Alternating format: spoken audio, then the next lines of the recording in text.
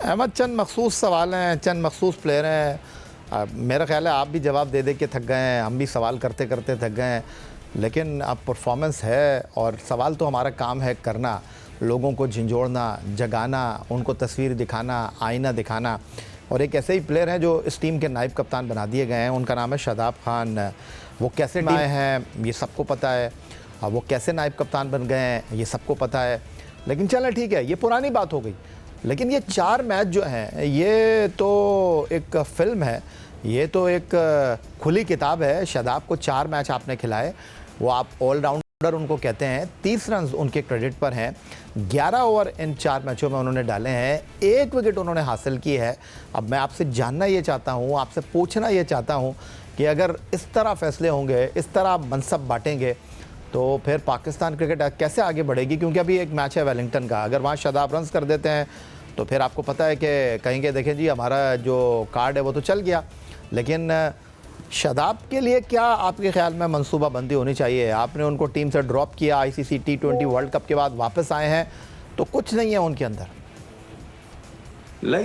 कोई एक क्राइटेरिया होता है जब इतने बड़े प्लेटफॉर्म के लिए आप किसी को सिलेक्ट करते हैं या ड्रॉप करते हैं। शादाब खान ने काफ़ी क्रिकेट खेली है और एक फ्रेंचाइज के वो कप्तान भी हैं, और उसके बाद वो अपनी नाक़िस परफॉर्मेंस की वजह से बड़े अरसे बाद, जो कि चलती ही जा रही थी, बड़ी कोशिश की गई कि ये परफॉर्मेंस करें, इनको पूरे मौके दिए गए, ऐसी बात नहीं है। फिर फ्रेंडशिप्स का भी एक वो चीज़ें सारी सामने आई, उसके बाद जो है इब्रार को भी बाहर बिठा के रखा गया, फिर भी ये परफॉर्मेंस कर ना सके, और जब इतने अरसे से परफॉर्मेंस नहीं कर रहे थे तो इनको ड्रॉप किया गया।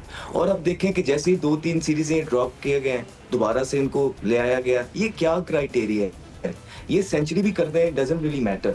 मुझे कोई ये बता दे कि कोई सिलेक्शन का क्राइटेरिया है कि इस बेस पे हम प्लेयर्स सिलेक्ट करते हैं और बाहर निकालते हैं। सबसे इंपॉर्टेंट सवाल ये है।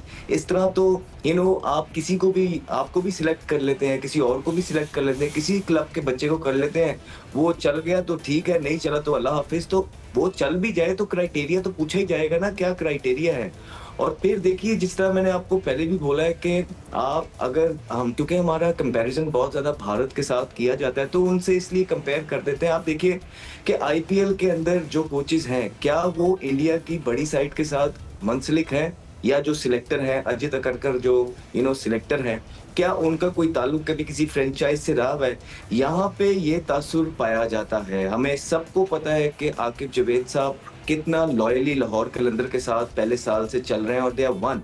और फिर उसके बाद हमें ये भी पता है कि जो हमारा डेटाबेस वीडियो एनालिस्ट हैं, वो हमारे हसन चीमा साहब हैं, उनका ताल्लुक जो है वो कहीं ना कहीं इस्लामाबाद यूनाइटेड के साथ है, और वहाँ के शादाब कप्तान हैं।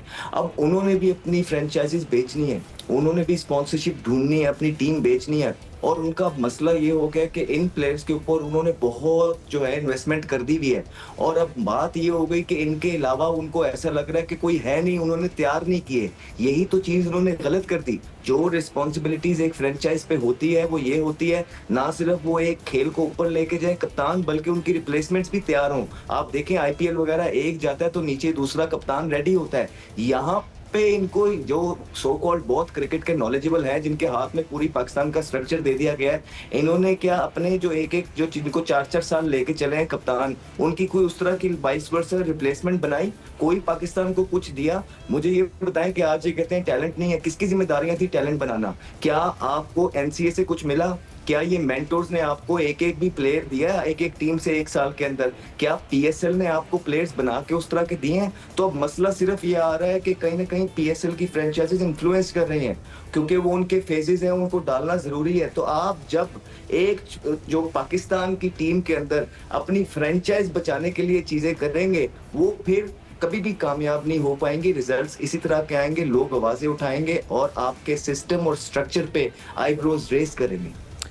अहमद, ये जो सारी बातें आपने की हैं, उसके बाद अगर मैं इन बातों को कंक्लूड करना चाहूँ, तो जब 2015 वर्ल्ड कप के बाद कभी आपको टीम में ले रहे थे, कभी आउट कर रहे थे, और ये तो मैं काफ़ी अरसे से देखता आ रहा हूँ कि कोई सीनियर खिलाड़ी को अगर आपने हिलाना है तो हम नारा लगाते हैं कि जी यंग ब्लड को इस टीम का हिस्सा बनाओ, फ्यूचर के बारे में सोचना है। हर आईसीसी के टूर्नामेंट के बाद जब हम डिलीवर नहीं करते तो कहते हैं जी फ्यूचर की प्लानिंग कर रहे हैं। फ्यूचर की प्लानिंग वो कर रहे होते हैं जिनको अपने फ्यूचर का पता नहीं होता।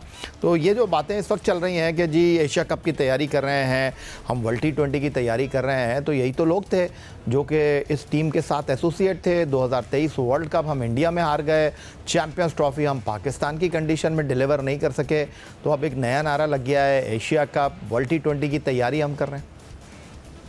हाँ, ये नारा चले अच्छा है, एटलीस्ट एक नारा तो लग गया है। उनका एक अपना स्टाइल भी हो सकता है काम करने का, सिलेक्शन कमेटी का थोड़ा सा ब्रेव नहीं है।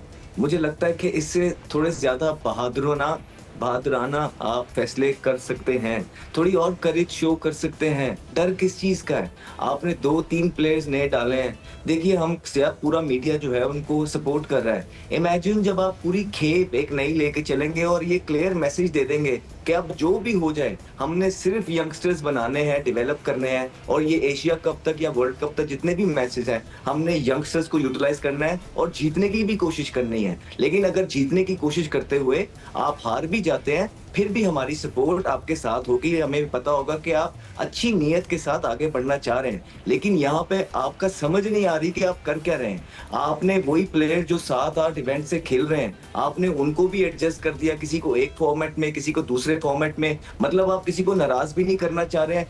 क्यों? वजह क्या है? आप क्यों नहीं एक क्लियर कट मैसेज देते कि okay this is our way, this is how we going to play, ताकि ये सारी कैंपेन्स दम तोड़ दें। ये तब तक दम नहीं तोड़ेंगी जब तक आप क्लैरिटी के साथ मैसेज नहीं देंगे। इसी वजह से आपको ये सोशल मीडिया पे हंगामा भरपा मिलता है, बिकॉज कहीं ना कहीं प्लेयर्स को भी चांस नजर आ रहे होते हैं। जब प्लेयर को स्ट्रिक्ट मैसेज चला जाता है कि okay this is the only way you going to come back, that you have to play domestic season, you have to perform there, you have to get in 4 day cricket खेलनी है, पूरा 1 day 4 day T20 आपकी performance evaluate होगी, फिर you can only come back. ये एक straight message होता है जो कि हमारी ये सिलेक्शन कमेटी जो है देने में नाकाम रही है प्लेयर्स को।